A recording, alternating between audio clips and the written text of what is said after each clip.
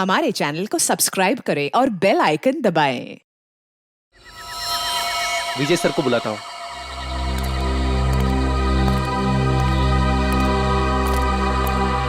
Hello hello sir. Hello विजय sir. हाँ बोलो दीपक। Sir इधर लफड़ा हुआ है। तुम्हें पक्का यकीन है? हाँ सर। कहाँ हो तुम? इधर पानी चिल्ली में। ठीक है, हम अभी पहुँचते हैं।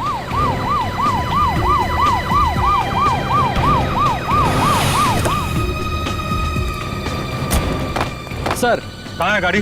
सर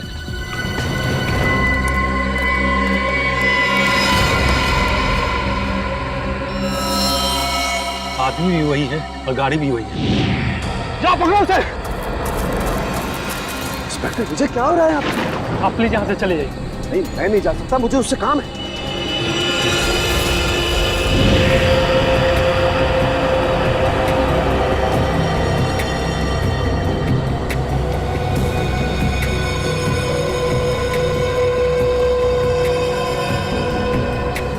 अब क्या करें सर? सीआईडी को फोन करना पड़ेगा।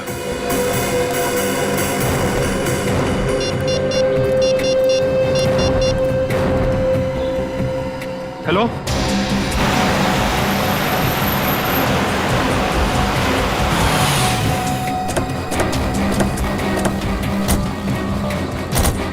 Hello sir. संगत का है? सर गाड़ी के अंदर।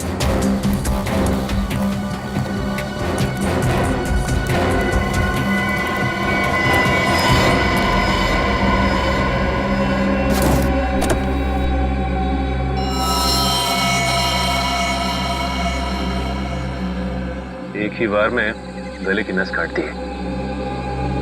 लगता है सर मरे हुए काफी समय हो गया। देखो गाड़ी में और क्या क्या मिलता है।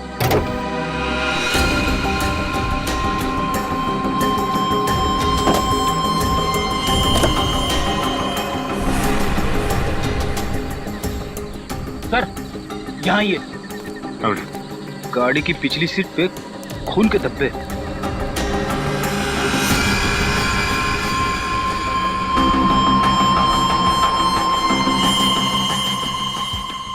सर अंगद की लाश तो ड्राइवर सीट पर है, फिर गाड़ी के पीछे वाली सीट पर खून के धब्बे कैसे हैं? हाँ पूर्वी, ये बात तो है। आपको कैसे पता चला कि इंद्रानी और लक्षिता के मर्डर केस में अंगद का कनेक्शन? दरअसल बात यह है सर कि 10 सितंबर की रात को मैंने इस आदमी को डॉक्टर सलूंके के साथ देखा। तब ये जिंदा था। वो 10 सितंबर की रात हम जेल से फरार दो कैदी टीकू और जग्गू का पीछा करते हुए वाड़ी वो हम पर लगातार फायर कर रहे थे। वहाँ पार्क की हुई एक गाड़ी के पीछे से भागते हुए वो जंगल में छिप गए। जब मैं उस गाड़ी के पास पहुंचा तो डॉक्टर सालुंके को उस गाड़ी से निकलते देख मैं आश्चर्यचकित रह गया। इंस्पेक्टर विजय, क्या हो रहा है यहाँ पर? सर हम कुछ क्रिमिनल्स का पीछा कर रहे हैं। आपकी जान को भी खतरा हो सकता है। आप प्लीज यहाँ से चले जाइए। नहीं, मैं नहीं जा सकता, मुझे उससे काम है। सर मैंने कहा ना, आपकी जान को भी खतरा हो सकता है। प्लीज आप चले जाइए और उन्हें भी अपने साथ ले जाइए।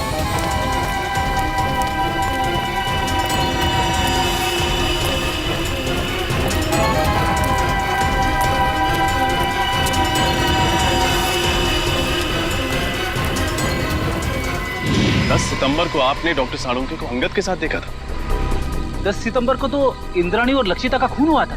सर हमने उनसे कहा था कि वो दोनों वहाँ से चले जाएं। वहाँ गोलियां चल रही थी, उनकी जान को खतरा था।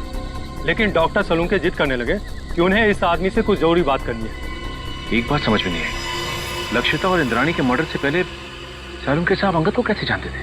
और आखिर ऐसी क्या बात थी कि वो उस रात अंगद से मिलने गए? ये सवाल तो डॉक्टर सालुंके से एसीपी सर ही पूछ सकता है।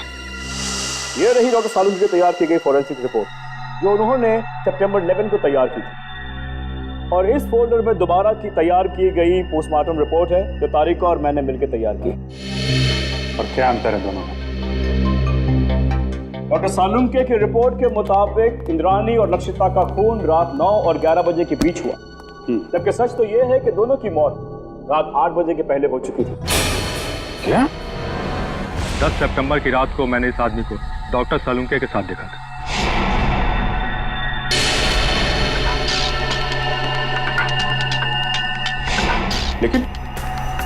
लेकिन डॉक्टर सालुंके ऐसी गलती कैसे कर सकते हैं? मुझे भी हैरानी हो रही है अभिजीत। और तो और लाश के ऊपर जो बुलेट वुंड थे उसकी साइज भी उन्होंने गलत लिखी थी। असली घाव तो इससे काफी छोटे थे। नहीं नहीं नहीं, सालुंके साहब ऐसी गलती कर ही नहीं सकते। कहीं ऐसा तो नहीं कि आप लोगों के हाथों से कोई गलती हुई हो? इसकी कोई गुंजाइश नहीं, हमने रीचेक किया था। एक बार पोस्टमार्टम हो चुका है, क्या दूसरी बार किया हुआ पोस्टमार्टम रिपोर्ट सही होता है? यू आर राइट ऑफिसर, 24 घंटों के अंदर अंदर की गई पोस्टमार्टम रिपोर्ट सबसे एक्यूरेट होती है, क्योंकि उसके बाद बॉडी के ऑर्गन सड़ना शुरू हो जाते हैं। इसीलिए प्रिजर्व की गई लाशों पर ब्लड कल्चर्स और टॉक्सिकोलॉजी रिपोर्ट करना बहुत मुश्किल होता है। पर तो लक्षिता और इंद्राणी को मरे हुए तो 5 दिन हो गए। You are right officer. Doctor Tarika ने घाव के वीडियोज और फोटोज तब लिए थे जब घाव ताजे थे। इससे दोबारा ऑटोप्सी करने में हमें बहुत हेल्प मिली। डॉक्टर तारिका, आपने ये सब मैंने इसलिए किया अभिजीत, मुझे डॉक्टर सालुंके पर शक हो रहा था, वो पोस्टमार्टम ठीक से नहीं कर रहे। सॉरी। नहीं, तुम्हें परेशान होने की जरूरत नहीं है तारिका। तुम सिर्फ अपनी ड्यूटी कर रही थी, डॉक्टर सालुंके के साथ गद्दारी नहीं। और क्या जो डॉक्टर सालुंके ने अपनी रिपोर्ट में नहीं लिखा है या गलत लिखा है डॉक्टर समीर? एक बहुत जरूरी बात, आइए मेरे साथ। डॉक्टर सालुंके की रिपोर्ट के मुताबिक लक्षिता पर करीब करीब 10 फीट की दूरी से गोली चलाई गई थी और इंद्राणी पर करीब 8 फीट की दूरी से। हाँ सर, जहाँ से खूनियों ने गोली चलाई थी वहाँ से 8 से 10 फीट का डिफरेंस था। लेकिन घाव के टिश्यू कल्चर से हमें ये पता चला है कि खूनी ने लगभग 20 से 25 फीट की दूरी से गोली चलाई थी और खून पिस्टल से नहीं बल्कि स्नाइपर राइफल से हुआ था। स्नाइपर राइफल से? सर, कोई घर में स्नाइपर राइफल यूज क्यों करेगा? और वैसे भी विशाल, शौनक और राहुल ने कहा था कि उन्होंने पिस्टल इस्तेमाल की थी और सर्चिंग के टाइम हमें कोई राइफल मिली भी नहीं थी। और डॉक्टर तारिका, फार्म हाउस से हमें ये 9mm बुलेट्स मिले, किसी राइफल के बुलेट्स नहीं। यही बात तो हम साबित करना चाहते हैं रजत, कि खूनी ने पिस्टल से नहीं बल्कि राइफल की हाई स्पीड बुलेट से खून किया था। और जब वो गोलियां लक्षिता और इंद्राणी के शरीर से बाहर निकल गई तब खूनियों ने वो गोली कहीं छिपा दी हो। ये बात मैं आप सबको डेमोन्स्ट्रेट करके एक्सप्लेन कर सकता हूँ। ये स्कल ए है, इस पर हमने ठीक उसी साइज का छेद किया है जो लक्षिता के सर पे था। और स्कल बी और स्कल सी बिल्कुल सही सलामत है। मैं अभी आप लोगों के सामने स्कल बी पर .22 पिस्टल से 10 फीट की दूरी से फायर करूंगा और स्कल सी पर स्नाइपर राइफल से तकरीबन 20 फीट की दूरी से फायर करूंगा। जाहिर सी बात है कि दोनों बुलेट से अलग अलग किस्म के घाव होंगे। तो जो घाव लक्षिता के सर के घाव से यानी स्कल ए के घाव से मैच करेगा वो घाव मर्डर वेपन से किया गया होगा। राइट। गुड।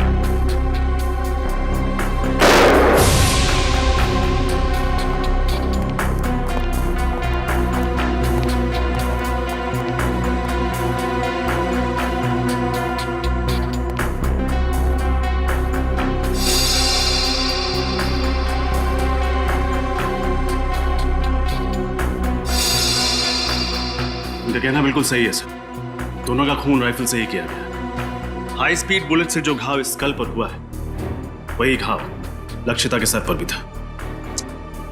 विश्वास नहीं हो रहा है सालुंके साहब ने इतना बड़ा झूठ बोला हमसे। विशाल, शौनक और राहुल को लेकर आओ, उन्हें फार्म हाउस लेके चलते हैं, देखते हैं एग्जैक्टली वहां पे क्या हुआ था।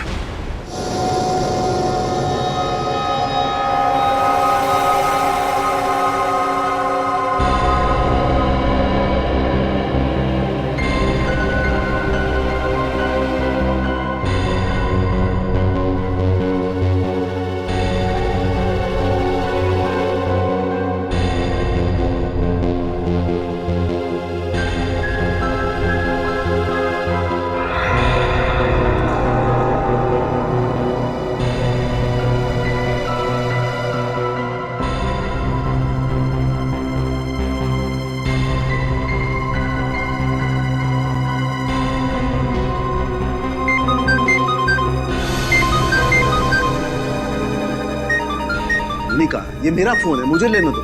डॉक्टर सालुंके, आप शांत हो जाइए। अगर आप इतना चिल्लाएंगे तो आपका बीपी हाई हो जाएगा। Private number? हेलो जी, 1 मिनट, आपके लिए फोन। Thank you.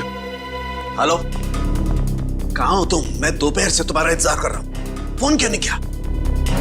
देखो, हाँ मुझे याद है सब कुछ, दोहराने की जरूरत नहीं है। आ रहा हूं मैं वहां पर।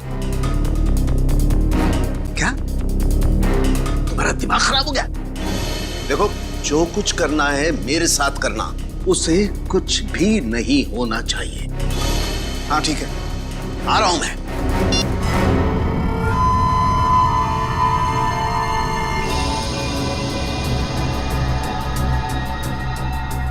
लक्षिता और इंद्राणी यहां सोफे पे बैठे हुए थे। अब ठीक से याद करके बताओ कि 10 सितंबर की रात को यहां पे क्या हुआ था, क्या किया था तुम लोगों ने? सर, उस रात करीब 9-9:15 बजे होंगे सर। हम लोग पिस्तौल लेके जैसे ही फार्म हाउस के बाहर पहुंचे, यहाँ कोई वॉचमैन नहीं था। सर, हमने तय किया था कि हम पहले दोनों को शांति से समझाएंगे, अगर वो नहीं मानेंगी तो फिर उन पर गोली चलाएंगे। तो फिर तुमने उन्हें समझाने की कोशिश की? नहीं सर, जैसे ही हम लोग यहाँ पर पहुंचे, यहाँ पे बहुत अंधेरा था, सिर्फ टीवी की आवाज़ सुनाई दे रही थी। इससे पहले कि हम लोग कुछ करते, उन लोगों ने हम पे गोलियां चलानी शुरू कर दी। और उसके बाद तुम लोगों ने भी गोलियां चलानी शुरू कर दी? हाँ सर, क्या करते, उन्होंने शौनक को एक गोली मार दी थी। बस मेरी जान जाते जाते बची है सर, ये देखिए।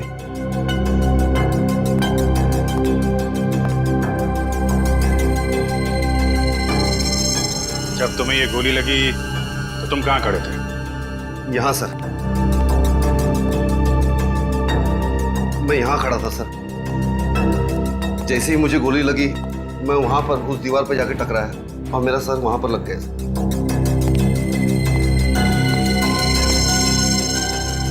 यहाँ पे गोली लगी तो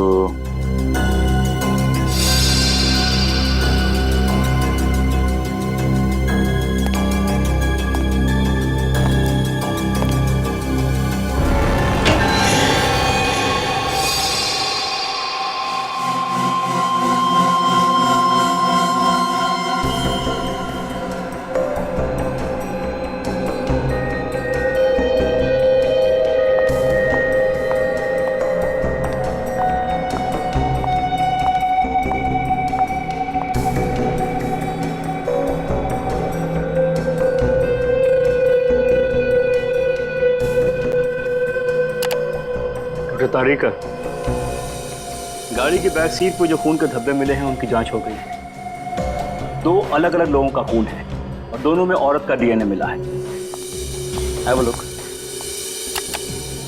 दोनों औरतों की उम्र 45 से ज्यादा नहीं होगी। डॉक्टर समीर, क्या आपको पूरा यकीन है कि इसमें और कोई तीसरे आदमी का डीएनए सैंपल नहीं है? दूसरी बार डीएनए जांच में कोई गलती नहीं होनी चाहिए। I am very sure doctor, मेरा टेस्ट गलत नहीं हो सकता है। ओके।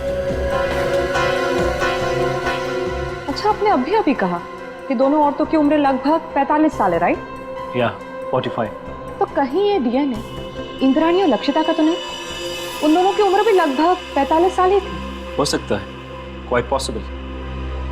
लेकिन ये कंफर्म करने के लिए उन दोनों औरतों के डीएनए से इस खून के डीएनए को मैच करना होगा। इन तीनों की बातों से और डॉक्टर समीर और तारिका की फॉरेंसिक रिपोर्ट से साफ साफ पता चलता है, यहाँ पे सारा चक्रव्यूह जानबूझ के रचा गया है। Yes sir. अगर ये तीनों दरवाजे से ही गोली चला के भाग गए, तो फिर शौनक का खून लक्षिता के शरीर के पास कैसे मिला?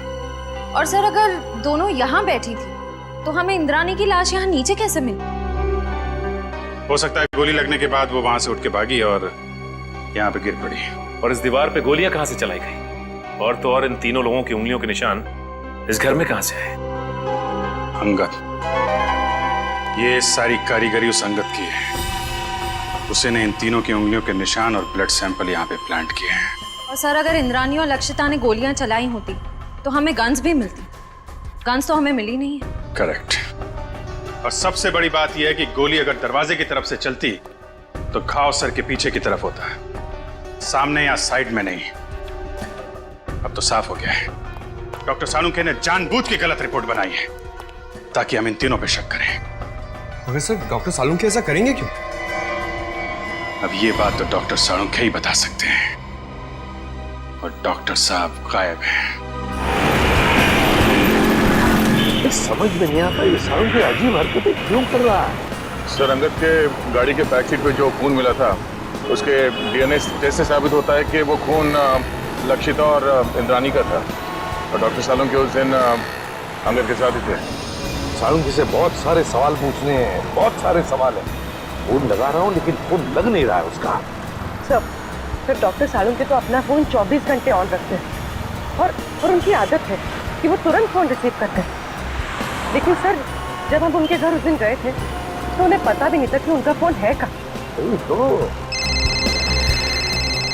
हेलो, पता लग गया अंगद और सालुंखे साहब ने सबसे ज्यादा फोन किस नंबर पे किए थे? हाँ, मैं नोट करता हूँ। पूर्वी, फोन दो। हाँ, बोलिए। Okay, thank you sir. Salunkhe साहब ने 10 सितंबर को अंगद के साथ 15 बार फोन पे बात की थी, और हर बार उनकी फोन का लोकेशन वाड़ी और पनवेल के बीच था। अंगद को 15 बार फोन किया है और वाड़ी और पनवेल के बीच में? सर, ये अंगद किसी प्राइवेट नंबर से फोन पे बात कर रहा था, इसीलिए उसका मोबाइल फोन ट्रेस नहीं हो पाया।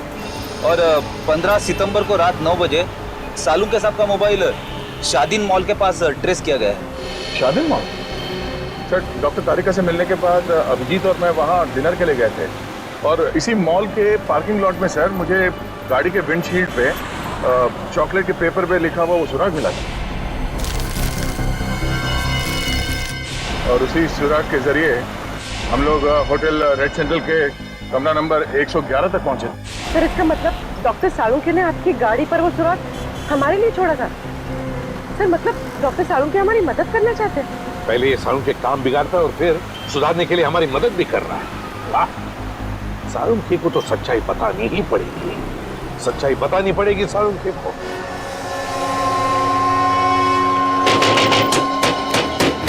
सालुंखे! सालुंखे! डॉक्टर साहब! सालुंखे साहब! सर, दरवाजा तोड़ दूं? तोड़ दो। डॉक्टर साहब! सालुंखे! सालुंखे! देखो उसे, देखो।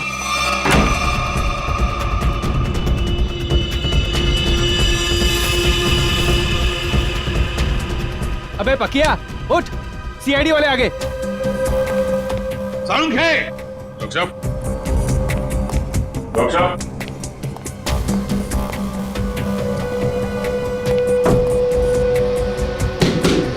सालुंखे साहब!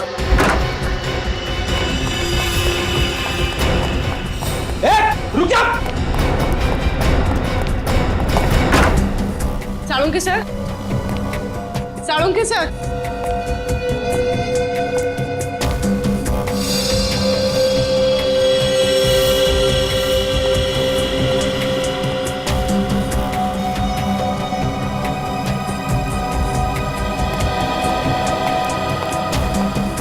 सालुंखे गायब है ना? क्या शक था मुझे यही होगा। सर? ये क्या है? सालुंखे का पुराना शौक, लकड़ी के मॉडल्स बनाना।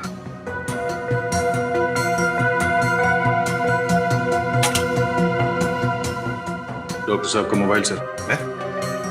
मोबाइल छोड़कर गया वो? ऑफ है।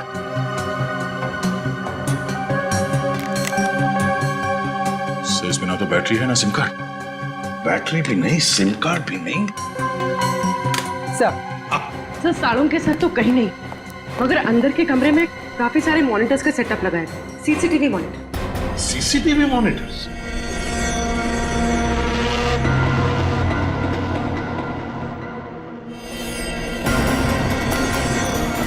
रुक जाओ, वरना गोली मार दूंगा।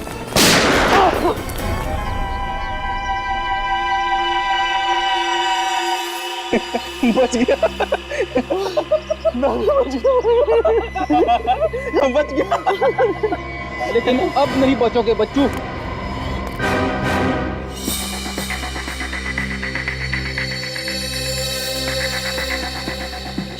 हाँ?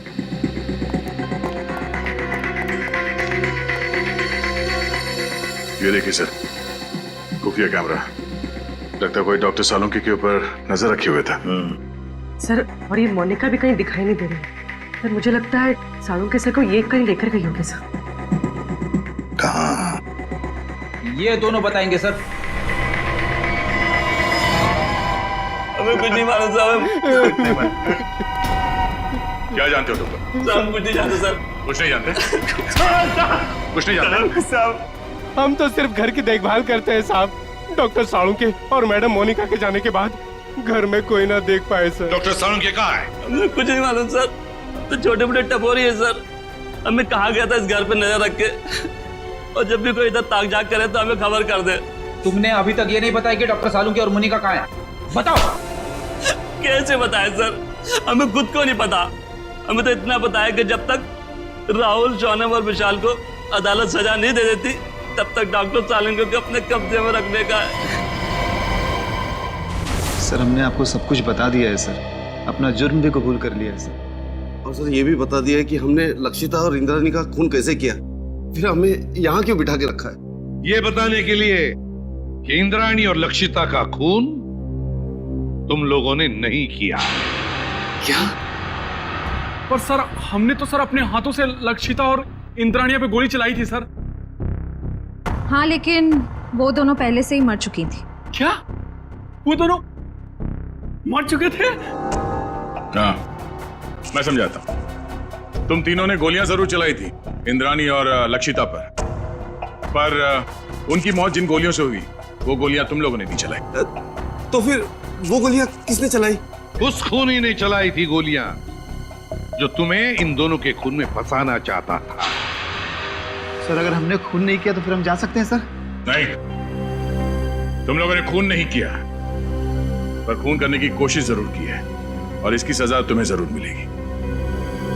देखो, अगर तुम तीनों लंबी सजा से बचना चाहते हो तो तुम तीनों को हमारी मदद करनी होगी, ताकि असली गुनहगार पकड़ा जा सके। करेंगे सर, आप जो कहेंगे करेंगे। हम लोग तीनों आपकी पूरी मदद करेंगे सर। और एक बात बताओ, क्या तुम लोगों का ऐसा कोई दुश्मन है जिसे फायदा होगा तुम तीनों को फांसी पे चढ़ाकर? सर दुश्मन तो वैसे कई है। हम लोग जिस धंधे में काम करते हैं वहां पर सर दोस्त कम दुश्मन ज्यादा होते हैं। किस किस का नाम ले सर? सर, इन तीनों को फंसाने के लिए खूनी को पहले से मालूम होना चाहिए था कि उस रात ये लोग लक्षिता और इंद्राणी का खून करने जाने वाले हैं। ये बात तो है दया, कोई तो जरूर जानता होगा। एक बात बताओ, कौन जानता था तुम्हारे इस प्लान के बारे में कि तुम उस फार्म हाउस पर जाने वाले हो? नहीं सर, ये बात तो हमने राज ही रखी थी। वैसे ये प्लान तुम लोगों ने बनाया कहां पर? हा? सर, होटल रेड सेंट्रल में। अंगद के कमरे में? कमरा नंबर 111 में? नहीं, रूम नंबर 111 में नहीं सर, 308 सर। हाँ सर। Room number 308? तो क्या कोई अजनबी आया था तुम्हारे कमरे में 308 में जब तुम लोग बातचीत कर रहे थे? विशाल, तुझे याद है जब हम लोग उस कमरे में बात कर रहे थे तो वहाँ एक वेटर आया था इंटरकॉम का फोन रिपेयर करने के लिए, और उसने गलती से टेबल पे रखा हुआ खाना गिरा दिया। अरे गलती से नहीं भाई, जानबूझकर गिराया था उसने खाना। और वो उस कमरे के अंदर कपड़ा ढूंढ रहा था खाना पोंछने के लिए, ताकि वो टाइम पास कर सके और हमारी बातचीत सुन सके। लेकिन सर, हमने उसके सामने तो कोई ऐसी बातचीत की ही नहीं थी। सचिन, ले जाओ इन तीनों को। चलो। आप रेडी? क्या पता चल? सर, हमने पूरा फुटेज चेक कर लिया सर। सालुंके साहब के घर पे मोनिका और तारिका के अलावा बाहर का कोई आदमी आया नहीं था। और सर, सालुंके साहब और तारिका के बीच में कुछ बातचीत हुई है। क्या बातचीत हुई है? अब साउंड नहीं है, इसके लिए समझ में नहीं आ रहा। सर, किसी लिप रीडिंग एक्सपर्ट को बुला लेते हैं, शायद कुछ पता चल जाए कि इन दोनों के बीच क्या बातचीत हुई थी। बुला लो किसी लिप रीडिंग एक्सपर्ट को, पता तो चले क्या बात हो रही थी। होटल रेड सेंट्रल, कमरा नंबर 308, वेटर।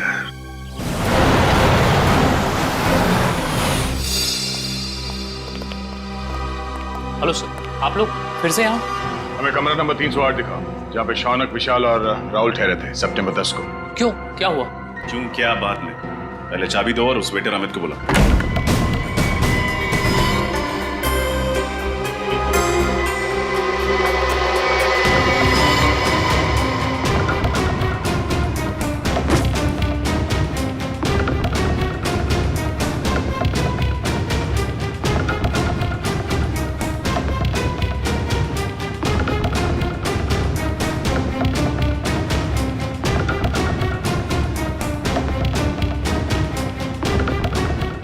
कैमरा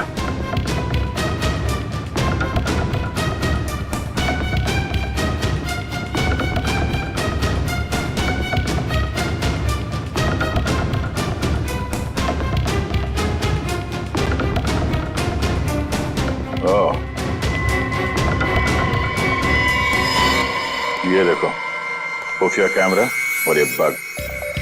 इन चीजों के जरिए खूनी शौनक और उसके साथियों का प्लान सुन रहा था। सर, अमित आ गया। आइए अमित जी, आइए। हाँ, बैठ बैठ इधर। तूने लगा था ना ये कैमरा और ये बग इस कमरे में, हाँ? ताकि तुम विशाल, शौनक और राहुल की बातें सुन सको। क्यों? नहीं सर, मैंने कोई बग नहीं लगाया सर, मैंने कोई बग नहीं लगाया सर। देख, सच बोल, वो बग हमें मिल चुका है, समझा? बात यहीं पे बताएगा या कहीं और ले चले तुझे? हाँ सर, हाँ, मैंने लगाया था बग सर, मगर मैंने ये अंकल साहब के कहने पे ही किया था साहब, और उन्होंने मुझे 50,000 के बदले में 2 काम करने को कहा था साहब। कौन से 2 काम? सर, एक काम तो किसी बहाने इसी कमरे में बग और कैमरा लगाने को कहा था साहब। और दूसरा काम? दूसरा काम लक्षिता और इंद्राणी मैडम को इस होटल के बाहर किसी इलाके में छोड़ने को कहा था साहब। कब की बात है ये 10 सितंबर शाम को 6:45 के आसपास का टाइम था सर। 10 सितंबर। चल, अभी वो जगह दिखा जहाँ पे तुमने लक्षिता और इंद्राणी को छोड़ा था। चल चल।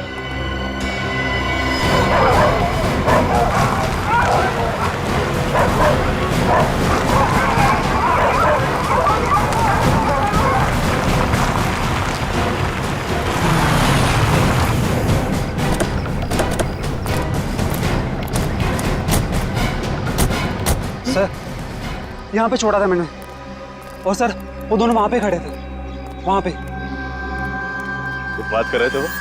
हाँ सर, बहुत ही गुस्से में इस बात कर रहे थे सर। कह रहे थे कि वो हमें धमकाने की कोशिश कर सकता है, अगर उसने दगाबाजी करने की कोशिश की तो हम भी उसे छोड़ेंगे नहीं।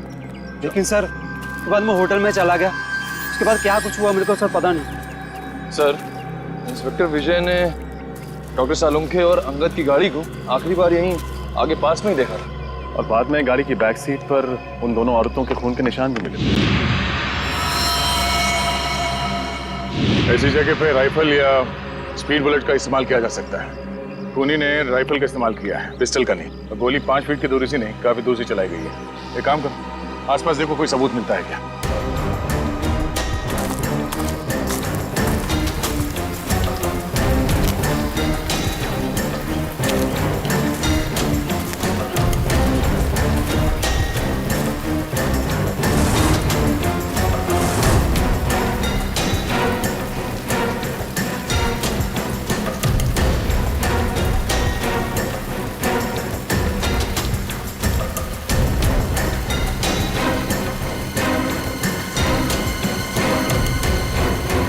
तो गोली और इस पे खून भी लगा हुआ है। 2 गोली एक ही जगह पे कैसे? मतलब जो भी हुआ यहीं आसपास कहीं हुआ है।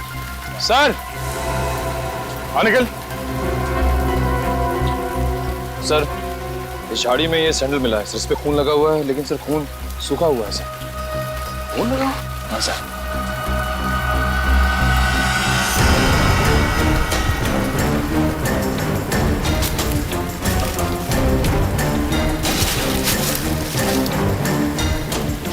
सर, ये तो लक्षिता मैडम का बैग है, मुझे अच्छी तरह से याद है।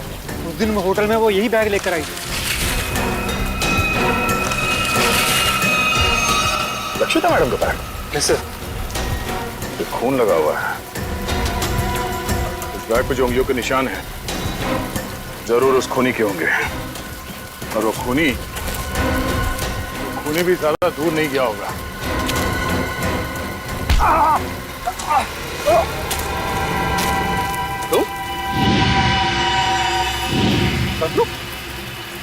लक्षिता के फार्म हाउस के रखवाले हैं? तुम यहाँ क्या कर रहे हो?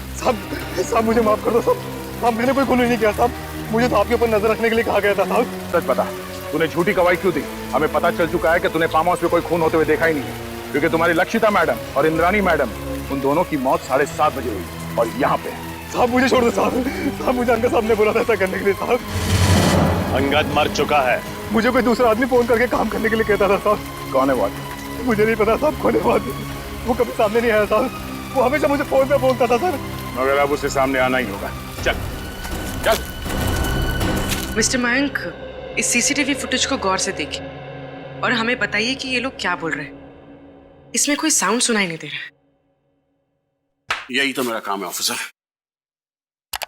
मैं उनकी होठों की मूवमेंट से पता लगाऊंगा कि वो क्या बोल रहे थे।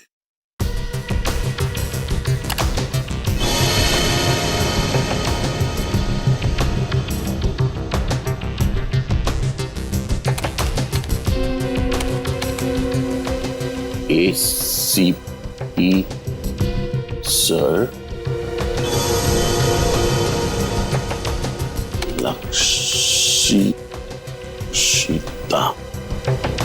लक्षिता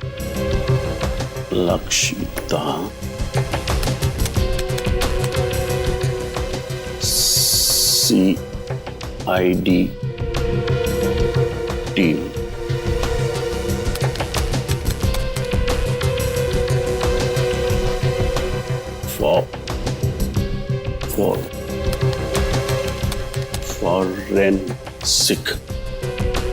फॉरेंसिक। अभिजीत, उस प्लॉट पर से जो पर्स मिला, उस पर जो उंगलियों के निशान है वो खूनी के ही हैं। सर, ये खूनी बहुत चालाक है। काम होने के बाद अपने आदमियों को भी मार डालता है। अंगद के अलावा किसी और को कुछ मालूम नहीं था उसके बारे में, इसलिए लक्षिता और इंद्राणी को मारने के बाद उसने अंगद का भी खून कर दिया। और इसीलिए अभिजीत, मुझे साळुंखे की चिंता हो रही है। उसकी भी जान को खतरा हो सकता है। समझ में नहीं आता गया कहाँ। हाँ, मैं कुछ मिला क्या? सर, कोशिश कर रहा हूं सर। सर, ये मोनिका मुझे नर्स नहीं, एक क्रिमिनल लगती है। जरूर यही साळुंखे साहब को कहीं ले गई होगी। हाँ, और ये तारिका, ये साळुंखे के घर क्यों गई थी उससे मिलने? और ये बात उसने हमें बताई भी नहीं। सर ये देखिए, तो डॉक्टर तारिका डॉक्टर साळुंखे से माफी मांग रही है और कह रही है ACP सर और पूरी CID team Lakshita Indrayani murder case में की गई आपकी फॉरेंसिक जांच पर शक कर रही है। सॉरी सर, ये सब मेरी वजह से हो रहा है।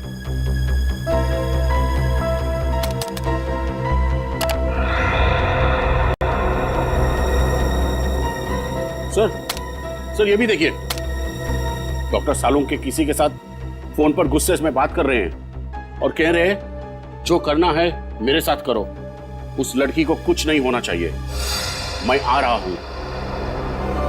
उस लड़की को जाने दो। है कौन ये लड़की अभिजीत, जिसे साळुंखे बचाने की कोशिश कर रहा और फिर खुद गायब हो गया? कहां गायब हो गया ये साळुंखे? ये सारा चक्कर क्या है?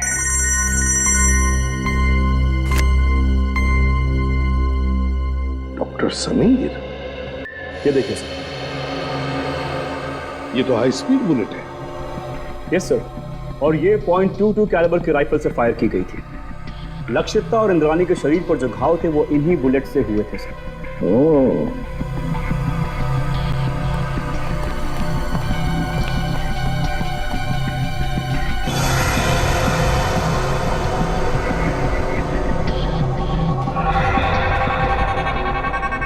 डॉक्टर समीर।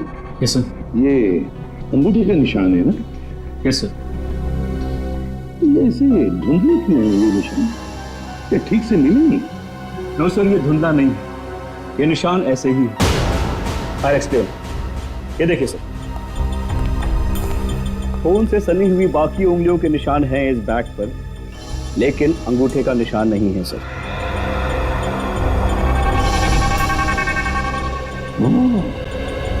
लगता है अभिजीत, ये अंगूठा डैमेज है जिसकी वजह से रेखाएं मिट गई हैं। हाँ सर। सर लगता है ऐसा हाथ मैंने कहीं देखा है। बिल्कुल सही अभिजीत, मैंने भी ऐसे अंगूठे वाले आदमी को देखा है। लेकिन अभिजीत, हम ऐसे अंगूठे वाले खूनी को तब तक नहीं पकड़ सकते जब तक हमें यह पता नहीं कि उसने साळुंखे को छुपा के रखा कहाँ है, और फिर साळुंखे किस लड़की को बचाने की कोशिश कर रहा है समझ में नहीं आ रहा है, और फिर क्यों। तो अब क्या करें सर? कुछ तो जरूर करेंगे, कुछ तो जरूर करेंगे। साळुंखे को तो ढूंढना ही है। जरा सोचो, साळुंखे ने फोरेंसिक का रिपोर्ट गलत बनाया था ताकि हम उस पर शक करें, और फिर उन्होंने दया के लिए होटल रेड सेंट्रल का सुराग छोड़ा, उसकी गाड़ी के वाइपर पे। उन्हें पता था कि हम उनके घर पे पूछताछ करने जरूर जाएंगे और हमें पता चल जाएगा कि उनके घर पे सीसीटीवी कैमरे लगाए गए। सर डॉक्टर साळुंखे ने हर कदम पे बहुत होशियारी से हमारे लिए सुराग छोड़े हैं, तो अपने घर पे कोई ना कोई सुराग छोड़े बगैर तो जा नहीं सकते सर। लेकिन सर हमें उनके घर पर ऐसा कुछ भी नहीं मिला था। है सुराग है। कौन सा सुराग सर? घर रेडी, घर, एक लकड़ी का छोटा सा घर। सीसीटीवी फुटेज में हमने देखा है कि साळुंखे घर से बाहर जाने से पहले एक छोटा सा घर बना रहा था। वो घर तो डॉक्टर तारिका के घर जैसा है सर। हाँ, तारिका कहाँ है? डॉक्टर समीर, तारिका कहाँ है? सर अंदर की कार सीट पर जो खून के धब्बों के निशान मिले थे, उनकी जांच करने के बाद वो कहीं चली गई है। उसका फोन भी नहीं लग रहा है। फोन ना, मतलब डॉक्टर साळुंखे फोन पे जिस लड़की को बचाने की बात कर रहे थे वो डॉक्टर तारिका है। हाँ अभिजीत, साळुंखे तारिका के घर ही गया है। इसका मतलब है साळुंखे और तारिका की जान खतरे में है।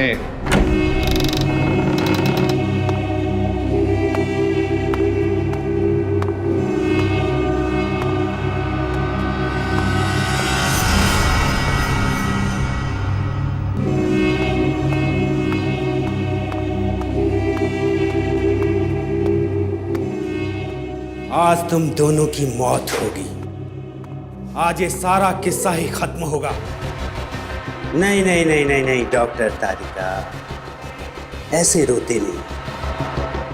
अरे अपने बॉस को देखो, कैसे बैठे हुए हैं, निडर, शांत। बहुत होशियार समझते हो अपने आप को ना, जरूरत से ज्यादा चालाक और चतुर। ऐसे चालाक फॉरेंसिक एक्सपर्ट की मौत भी एक एक्सपर्ट के हाथों होनी चाहिए। वो होगी।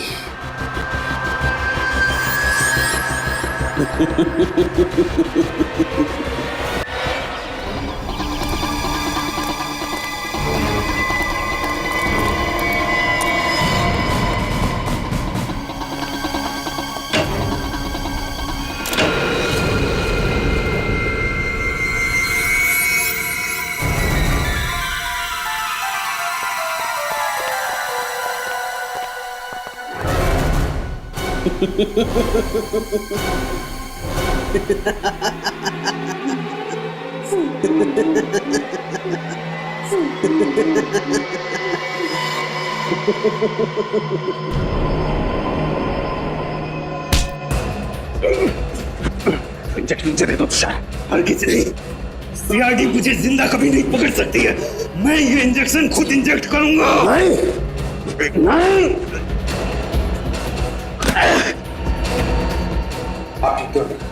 तुम ठीक हो डॉक्टर तारिका? बहुत होशियारी दिखा दी तुमने तुषार। पता मेरी साथी मोनिका कहाँ है? मैंने इससे भी जहर का इंजेक्शन दिया है। अपने साथी तक को नहीं छोड़ा। पंकज, जल्दी से मोनिका के पास जा और उसे हॉस्पिटल पहुंचा। अब तेरा खेल खत्म तुषार। तूने डॉक्टर साळुंखे को बेईमानी करने पर मजबूर किया, लेकिन उन्होंने बेईमानी में भी ईमानदारी दिखाई और हमारे लिए सुराग छोड़ते गए। आपने मुझे धोखा दिया डॉक्टर साहब। अगर मुझे फांसी नहीं हुई तो जेल से निकलने के बाद मैं सीधे आपका खून करूंगा। अगर दोबारा डॉक्टर साळुंखे के साथ ऐसे बात की तो तू बोलने लायक भी नहीं रहेगा।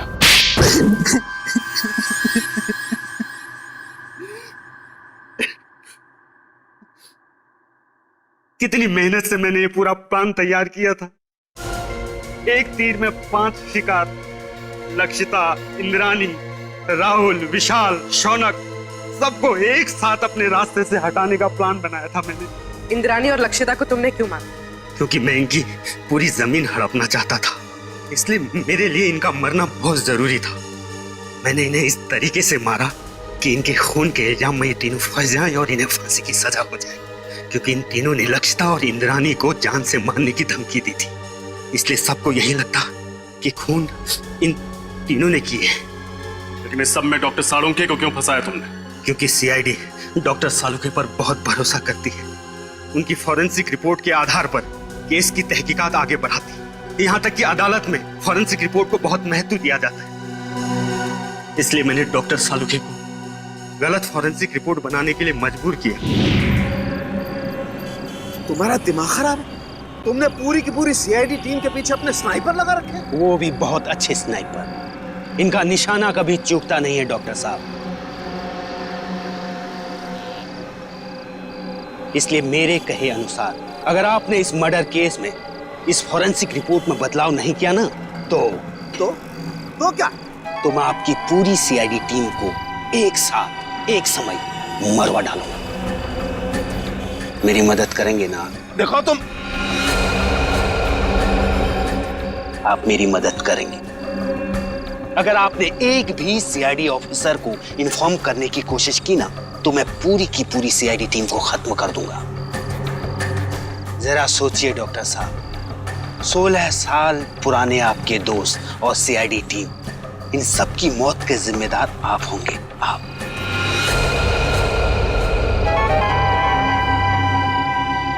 ठीक है, मैं तुम्हारी मदद करूंगा। बहुत अच्छी। और हाँ, कोई होशियारी नहीं। हमारी हर चीज अभी रिकॉर्ड करेगा। तुमने डॉक्टर साळुंखे पर दबाव डालने के लिए हमारी जान लेने की धमकी दी। एक इंसान के पीछे एक हैवान छुपा हुआ है। अब बताओ, 10 सितंबर की रात को पनवेल के फार्म हाउस में क्या हुआ था? मुझे पता था अंधेरे में गोलियां चलाने के बाद राहुल, शौनक और विशाल को यही लगेगा कि उन्होंने लक्षिता और इंद्राणी को मार डाला है। जब वो वहां से भाग रहे थे तब मैंने वॉचमैन संतरू का इस्तेमाल किया। मुझे एक चश्मदीद गवाह की जरूरत थी जिसके बयान पर सीआईडी भी भरोसा करती और जो बाद में अदालत में भी तीनों के खिलाफ गवाही देता।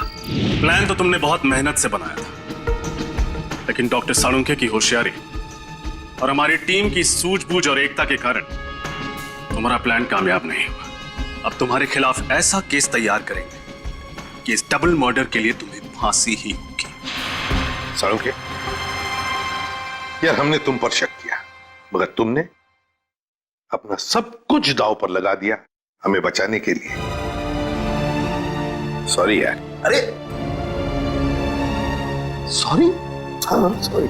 कम ऑन यार। अरे मेरा फर्ज था ये सब कुछ करना। पिछले 16 साल से हम लोग एक परिवार की तरह से काम कर रहे हैं। सीआईडी मेरा अपना परिवार है यार।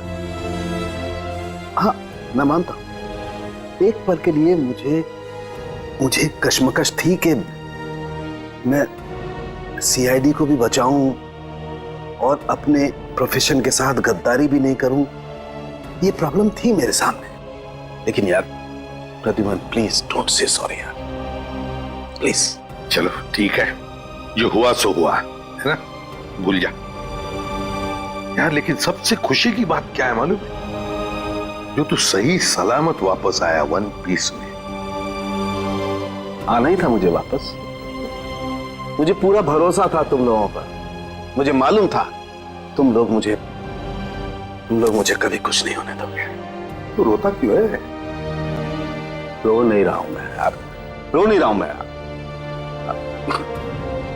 तुम नहीं सुधरोगे यार।